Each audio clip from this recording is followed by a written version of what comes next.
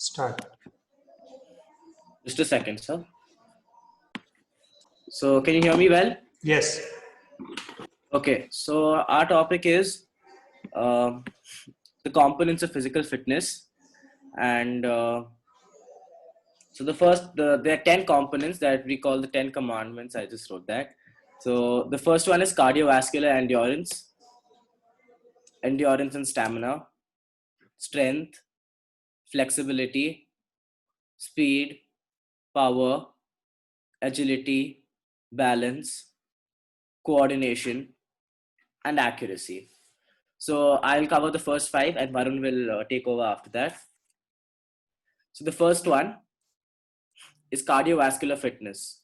So cardiovascular fitness is basically the ability to, keep your body in aerobic exercise. Basically, you can sustain and exercise with your lungs, involving your lungs, heart, and your vascular system. So it involves healthy lungs, hearts, and vascular system because you continuously use them and so they become stronger. Next, it improves your daily lifestyle. Your lungs are important for breathing, your heart is important for pumping blood, and your vascular system is important for transporting the blood. So thus it improves your daily lifestyle. So exercises of this sort are cycling, jogging, skipping, and so on. Next one, endurance and stamina. So endurance and stamina is nothing, it's almost the same thing. It's like the ability to sustain an activity. How much longer can you keep an activity going? The next one is, so this is of high importance in any sport that we play, as of course in almost all the sports that we have seen, we need a minimum amount of stamina to sustain the activity for a long duration. So there are two types of endurances. One is short-term endurance, which is needed when for a short period of time, like you're doing a 50-meter sprint.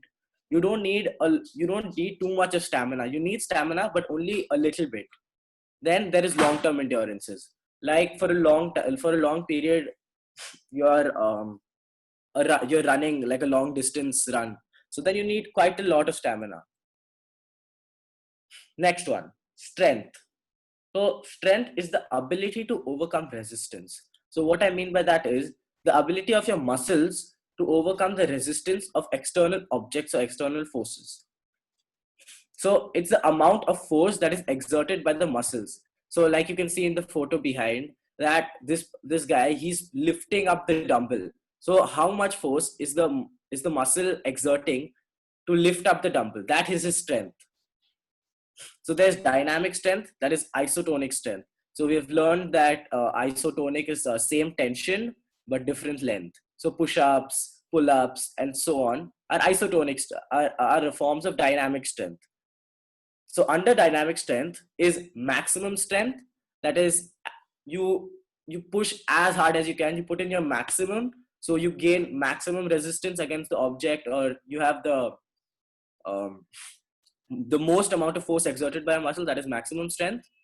Then explosive strength, that is you overcome resistance at a high speed, so you put on your maximum strength with maximum speed. And the last one is strength endurance. So that means you need strength as well as endurance. Like you see in shot put, you need strength and you need endurance of your muscles. Your muscles need to sustain the activity. You can't lose it in 2 or 3 throws. Static strength. So this is isometric strength, that as we have learned, isometric is same length but different tension. So isometric strength involves weightlifting and dumbbells, like lifting the dumbbells and so on. Next, flexibility. So it's the range of movements of joints. I think that's pretty straightforward, like how well your joints are able to move. So passive flexibility is basically your muscles are placed into a position. So like by some external force, like sometimes in yoga, Vinayak sir comes and presses our, when we are doing butterfly position, he comes and presses our legs down. So our muscles are being placed by an external force down. We are not doing it on our own. So that is passive flexibility.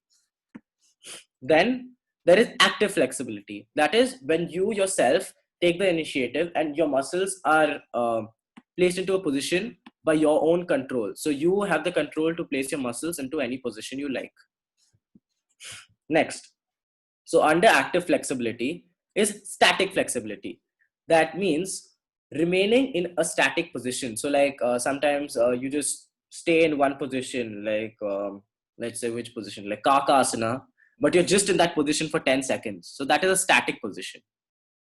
Next, dynamic flexibility, a range of movements. So there are a lot of movements involved in motion. So Surya Namaskar. So there are a lot of movements in that, and all of them involve flexibility. So speed. Varun, is this yours or mine? It's yours. Okay, yeah. So speed. So speed is the ability to perform a movement at a faster rate.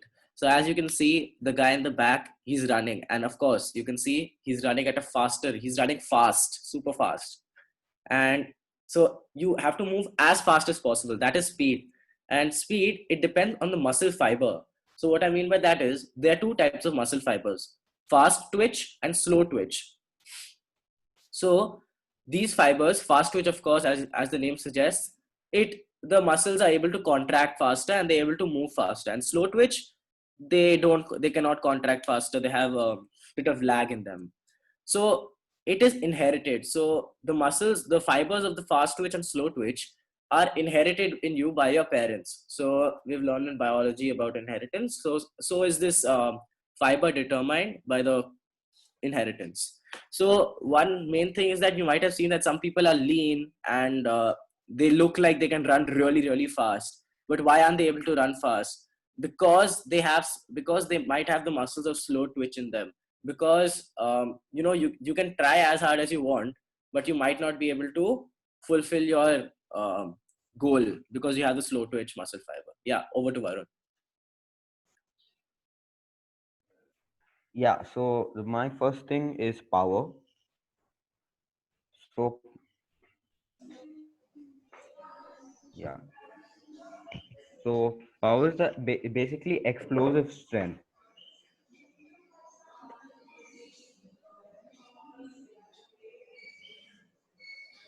which yeah, ability when you throw the short put, you need it to be fast, and it's faster contractions with bursts. So yeah, like really quick, like for example, short put, like I said, it's a combination of strength and speed because that, that's what you need. Um, yeah, for example, short put, javelin, hammer throw. Yeah, all of this. Next, yeah. So agility is the ability of an individual to move quickly, and this includes changing directions rapidly and well, yeah, lowest time possible. You need speed and accuracy. Speed to move fast and accuracy to like be as fast as possible.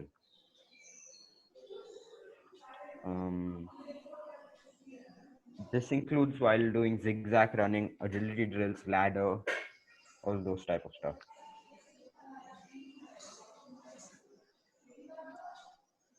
Next is balance. It's remaining steady with a equal distribution of weight with while moving or static.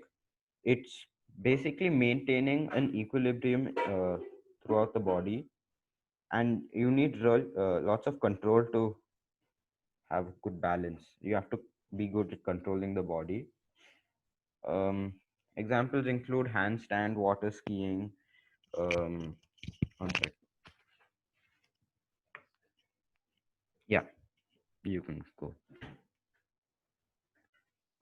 Coordination. So,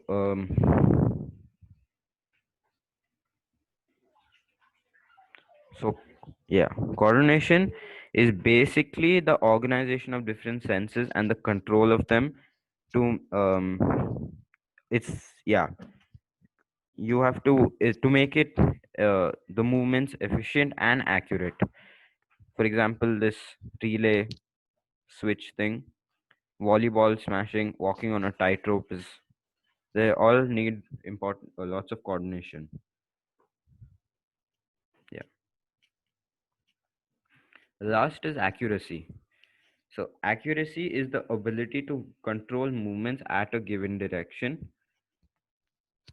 You have accuracy is also um, being precise in your movements. You want it's to control the direction you want your sport object thing to go. Yeah, and it's used in every single sport. For example, football, cricket, archery, darts. What else is there? Basketball. Yeah.